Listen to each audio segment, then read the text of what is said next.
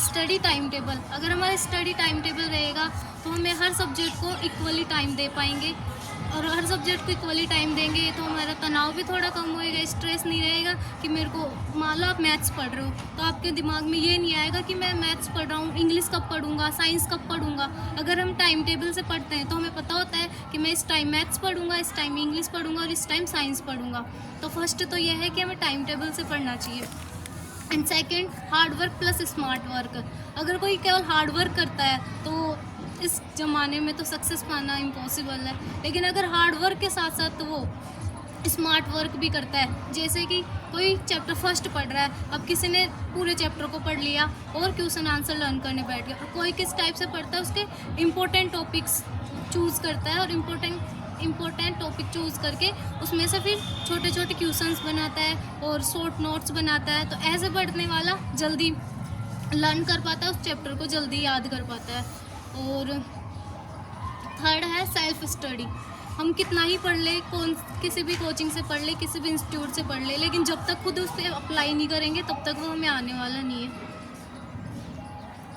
और and last, how to study each subject effectively. हर subject को कैसे प्रभावी ढंग से पढ़ा जाए। तो पहली बात करती हूँ मैं मैथ्स की।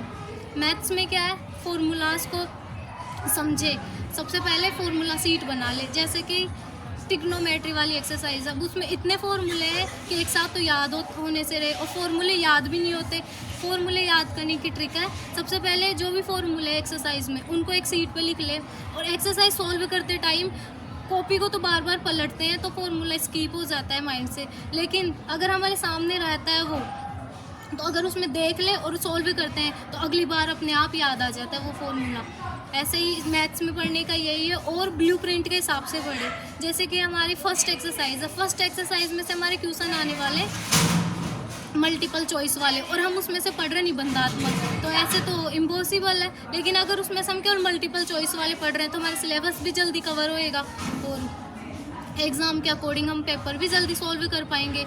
और जैसे साइंस में पहले तो थ्योरी को पढ़े और कॉन्सेप्ट को समझे। उसके अलावा साइंस में केमिस्ट्री पढ़ने का, साइंस में केमिस्ट्री में इक्वेशंस वगैरह वो केवल याद करने से नहीं होती, उनको लिखना पड़ता है। और अगर साइंस में हम याद करके कुछ टॉपिक्स को लिखे तो हमारी जो गलतियाँ होती है, जो एग्ज़ाम में होती है, वो पहले ही हो जाती है, और उनको सुधार पाते हैं, और एग्ज़ाम में वो गलती होने से बचते हैं, हमारे फुल मार्क्स आने के चांसेस होते हैं। इंग्लिश में हम सोचते हैं, जिसमें मेन तो होती है correct form of the verb. हर बच्चे को ही नहीं आती, वो मुझे भी नहीं आती थी 10th तक तो। लेकिन 10th में क्या ही किया कि रूल्स तो ऐसे याद हुए नहीं, लेकिन वही किया, एक सीट पे रूल्स लिख लिए और ऐसे एक्सरसाइज करते रहे, जो रूल आया उसमें देख लिया और वैसे के वैसे, और अब आज पूरे रूल्स याद है correct form of the verb के। और पहले ऐसे 9th तक तो ऐसा लगता था जैसे हो ही नहीं पाएगी correct form of the verb के, तो नंबर कटेंगे ही कटेंगे। लेकिन जो सी सेक्शन होता है ग्रामर का, उसमें ये ग्रामर ही आती है। जैसे हमारे 10th में 5 टॉपिक है, तो 5 टॉपिक सी सेक्शन में, तो हम सबसे पहले करे सी सेक्शन को थे।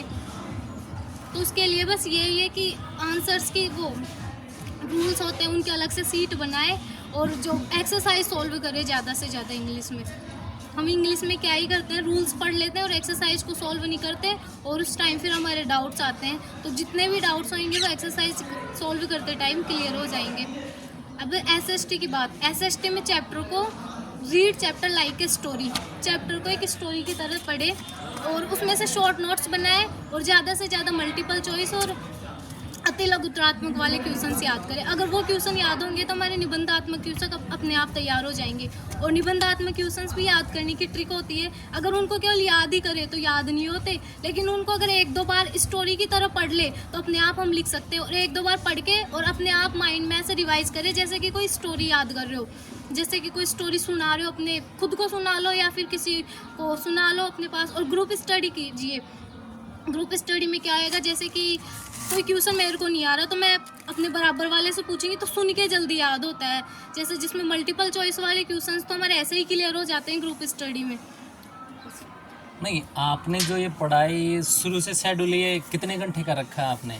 शुरू से 6 से 6 घंटे का। अच्छा। लेकिन उसमें से कभी कभी स्किप भी हो जाता था। अच्छा, फिर लास्ट के महीने में जैसे मान लो अब एग्ज़ाम नज़दीक, अब तो 1 महीना ही बच रहा है अपना, तो फिर पढ़ाई घंटे में मान लो बढ़ोतरी की कि वही रेगुलर वही जारी रखा आपने? फिर तो पता ही नहीं कितने घंटे जा रहे हैं कितने नहीं। अच्छा अच्छा। और एग्ज़ाम अपन दे रहे हैं ना उस समय, जो क्योंकि पीक टाइम अपना वही होता है 3 घंटे का, 3.25 घंटे के समथिंग, तो उसमें अपन कैसे मतलब अपना माइंड को फ्रेश रखें जिससे भी अपन को एग्ज़ाम जो ना बिल्कुल जो क्वेश्चन है वो इजी लगे और अपन आसानी के साथ उनको कर सकें। उस टाइम पहले तो स्ट्रेस नहीं लेना और ये सोचना है कि मुझे सब कुछ आता है, जो मुझे नहीं आता वो किसी को ही नहीं आता। और स्ट्रेस नहीं लेना, अगर कोई क्वेश्चन नहीं आ रहा तो उसे स्किप करो, पहले वाले क्वेश्चन करो। अगर ये उसी क्वेश्चन में अटक गए तो आगे वाले क्वेश्चंस में भी डेफिनेटली हमारा माइंड कम ही लगेगा, उसमें हम पूरा नहीं दे पाएंगे, उस क्वेश्चंस को पूरा नहीं कर पाएंगे। और जो भी आता है वो लिखे, ये नहीं कि इस क्वेश्चन में तो मुझे डाउट है, छोड़ना नहीं है क्वेश्चंस को, बस पूरा करना है। जो भी आता है क्या पता वो सही हो जाए। बिल्कुल बिल्कुल। और मैथ्स में तो जिसमें बिल्कुल ही नहीं छोड़ना है, क्योंकि उसमें स्टेप्स के नंबर मिलते हैं। अगर हमने जो क्वेश्चन में दिया हुआ है फॉर्मूला भी अप्लाई कर दिया, मान लो सॉल्यूशन नहीं आ रहा और लास्ट आंसर नहीं आ पा रहा हमारा, लेकिन वहाँ तक के तो नंबर मिलते ही है। ऐसी कौन कौन सी सब्जेक्ट है जिसमें अपन 100 में से 100 ला सकते हैं? जैसे मैथ्स में भी ला सकते हैं, साइंस, इंग्लिश, SST, सारी सब्जेक्ट्स में ला सकते हैं वो तो। अच्छा, आपका लक्ष्य क्या है? आपका लक्ष्य? जी अब तो 99 का। 99, वेरी थैंक यू। ठीक, ओके।